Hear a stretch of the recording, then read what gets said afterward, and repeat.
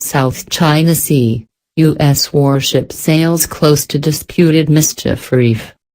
A U.S. warship has sailed close to an artificial island built by China in the South China Sea, the first challenge to Beijing's claim to the waters since President Donald Trump took office. According to unnamed sources cited by U.S. media, the USS Dewey passed within 12 nautical miles of Mischief Reef. China said the U.S. vessel had entered its waters without permission and its Navy had warned it to leave. The U.S. insists it can conduct operations in any international waters. It says it does not take sides in territorial disputes, but has sent military ships and planes near disputed islands in the past, calling them freedom of navigation operations to ensure access to key shipping and air routes. It has also repeatedly criticized what it sees as Beijing's efforts to limit freedom of navigation in the strategic waters. China claims almost all of the South China Sea, including reefs and islands also claimed by other nations. Foreign Ministry spokesman Liu Kang condemned the U.S. move. The act damaged China's sovereignty and security interests, and could have easily led to an air or sea accident, he told reporters. China resolutely opposes any country sailing or flying freely that can pose damage to China's sovereignty and security interests. At present, through the joint efforts of China and ASEAN countries, the South China Sea situation has cooled down. The acts of the United States have seriously disrupted the process of dialogue and consultation. What is freedom of navigation? The U.S. Freedom of Navigation program challenges excessive claims to the world's oceans and airspace. It was developed to promote international adherence to the UN Convention on the Law of the Sea.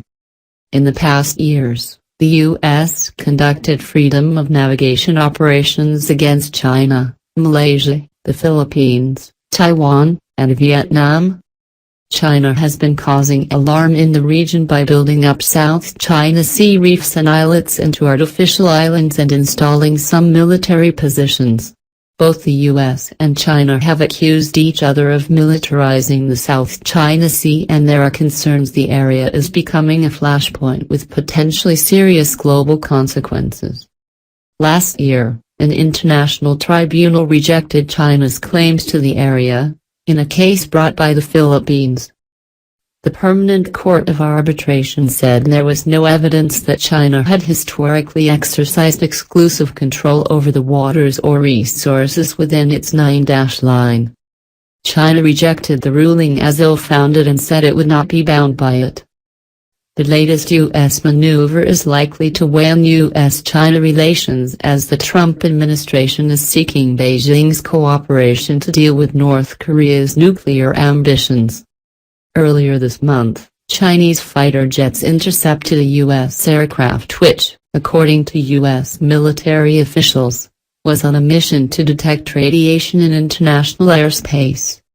China did not comment on that particular incident. It has in the past accused the U.S. of carrying out reconnaissance flights over Chinese coastal waters.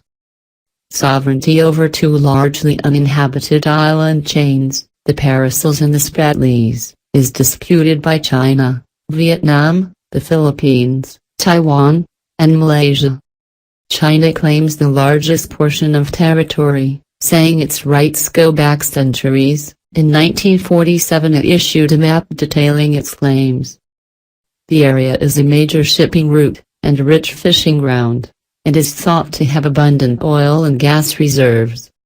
The UN Convention on the Law of the Sea typically gives states an exclusive economic zone up to 200 nautical miles from their coastline. This would leave most of the Spratly Islands in the territorial waters of the Philippines and Malaysia.